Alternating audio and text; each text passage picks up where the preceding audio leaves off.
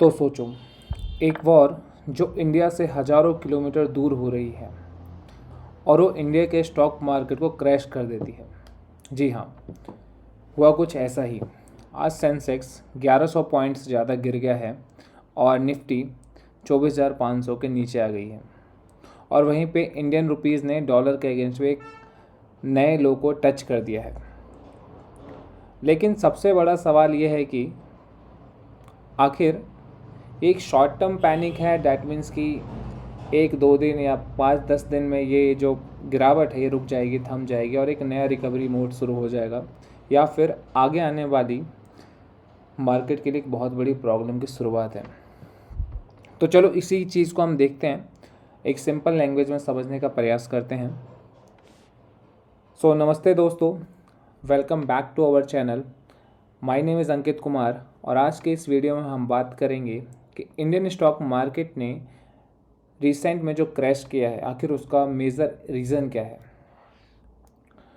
तो अगर आप देखोगे तो मार्केट पिछले 3 ट्रेडिंग सेशन से लगातार गिर रहा है और जहाँ भी मार्केट गिरेगा, राइट, जिस कंट्री का मार्केट भी कंटिन्यूस डिक्लाइन करेगा तो वहाँ के इन्वेस्टर नर्वस होंगे ही होंगे। सेम यहाँ पर भी हो रहा है। लेकिन इंटरेस्टिंग बात यह है कि जो मार्केट में जो गिरावट है, इसका रीज़न इंडिया का कोई इंटरनल मेजर इशू नहीं है, राइट। ये इंडिया के कोई इंटरनल मेजर इशू की वजह से मार्केट की गिरावट नहीं है। तो फिर इसका गिरावट का मेजर रीज़न क्या है? तो अगर आप देखोगे तो इस गिरावट का जो मेजर रीज़न है वो जियोपॉलिटिकल ट्रिगर है। जैसा कि आप जानते हैं कि इज़राइल, ईरान और यूएस के बीच कॉन्फ्लिक्ट जो है वो इतना ज़्यादा एक्सक्लेट हो चुका है कि उसकी वजह से हमारा शेयर मार्केट प्रेशर में आपको दिख रहा है। तो जो भी इज़राइल, ईरान और यूएस जो है, आखिर ऐसा हुआ, जो भी उनके बीच वॉर चल रहा है, तो उसका इम्पैक्ट क्या पड़ रहा है? उसका इम्पैक्ट ऑयल के प्राइस पे पड़ रहा है, करेंसी पे पड़ रहा है और स्टॉक्स पे पड़ रहा है। तो अब सिंपल लैंग्वेज में समझते हैं कि एक्चुअली हुआ क्या है। तो इज़राइल और यूएस ने ईरान के अगेंस्ट मिलिट्री ऑपरेशन को लॉन्च कर दिया है। अगर आप देखोगे तो इज़राइल ने ईरान के अगेंस्ट यहाँ पे मिलिट्री ऑपरेशन को लॉन्च कर दिया है। तो इसके बाद अगर मान के चलो कोई देश दूसरे देश पर अटैक करेगा तो दूसरा देश भी शांत थोड़ी ना रहेगा, वो भी ईरान जैसा देश, राइट। तो उसके बाद ईरान ने भी मुँह तोड़ जवाब दिया और यहाँ से टेंशन की शुरुआत हो गई। तो सबसे इम्पॉर्टेंट ये है कि ईरान ने सीधी सीधी वार्निंग दे दी है कि देखो यार, वो जो स्ट्रेट ऑफ हॉर्मुज़ है उसको बंद कर देंगे वो। तो अगर ईरान स्ट्रेट ऑफ हॉर्मुज़ को बंद कर देगा तो इसका मतलब ये है कि जो 20% ऑयल सप्लाई होती है ग्लोबली, वो डिस्टर्ब हो जाएगी। तो अगर 20% जो भी ग्लोबल ऑयल सप्लाई वो डिस्टर्ब हो जाएगी तो उसका सबसे बड़ा इम्पैक्ट उन देशों पे पड़ेगा जो ऑयल इम्पैक्ट पे डिपेंड होते हैं, जो बेसिकली ऑयल को इंपोर्ट करते हैं, उसी पे डिपेंडेंट होते हैं, राइट। तो इसी की वजह से अगर आप देखोगे तो सेंसेक्स, निफ्टी दोनों ही गिर गए हैं। क्रूड ऑयल के प्राइस भी बहुत ज़्यादा स्पाइक हो चुके हैं। आगे देखते हैं कि स्टॉक मार्केट पे एक्चुअली क्या इम्पैक्ट हो रहा है। तो अगर आप देखोगे तो मार्केट, जैसे कि हम डिस्कस कर लिया है कि मार्केट सेंसेक्स जो है 1150 पॉइंट की गिरावट के साथ और निफ्टी 350 अंकों की गिरावट के साथ 24,400 कुछ के लेवल पे क्लोज हुआ है। मिड कैप निफ्टी में और स्मॉल कैप निफ्टी में 2 से 2.5% की गिरावट देखी गई है।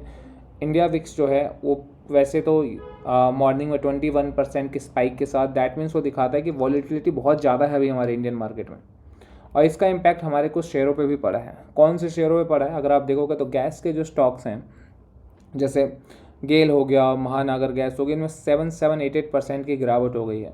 ऑयल स्टॉक वाले भी, ऑयल स्टॉक में HPCL, IOC, BPCL सब में 4-5% की गिरावट है। वहीं पे मेटल्स के स्टॉक में भी सुबह अगर आप मॉर्निंग ट्रेडर हो तो आपने चेक किया होगा, जो सेल है steel authority of India limited, उसमें भी 5% की गिरावट देखी गई है।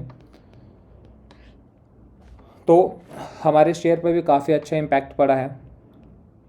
ग्लोबल मार्केट को भी अगर आप देखोगे तो ग्लोबल मार्केट में भी, जैसे कि जापान का निकेई हो गया, हैंगसेंग, हांगकांग का हैंगसेंग और साउथ कोरिया का कोस्पी मार्केट, इनमें भी 2 से 2.5% की गिरावट देखी गई है।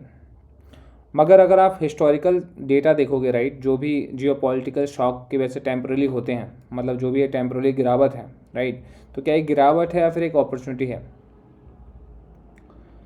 तो अगर हम सिंपल शब्दों में देखे जाएँ तो यहाँ पे दोनों चीज़ है। पहली चीज़ है पैनिक और दूसरी चीज़ है अपॉर्चुनिटी। तो पैनिक जो क्रिएट हुई है क्योंकि अगर मार्केट गिरेगा राइट, तो जो इन्वेस्टर होते हैं वो सेल करना शुरू कर देते हैं।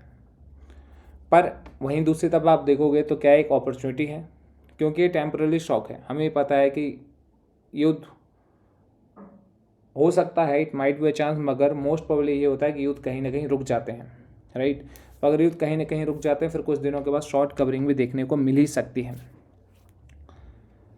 अगर आप देखोगे तो वॉलेटिलिटी स्पाइक्स पे है, जो पैनिक मोड पे आ रहा है। पर वहीं पे अगर हम देखेंगे तो जो बहुत सारे शेयर ऐसे हैं जो बहुत हैवी डिस्काउंट पे हमें मिल रहे हैं, जैसे ब्लू चिप कंपनी वाले रिलायंस है। रिलायंस ऑलमोस्ट अपने टॉप हाई से 10% डाउन है, ज़्यादा ही होगा मेरे ख्याल से।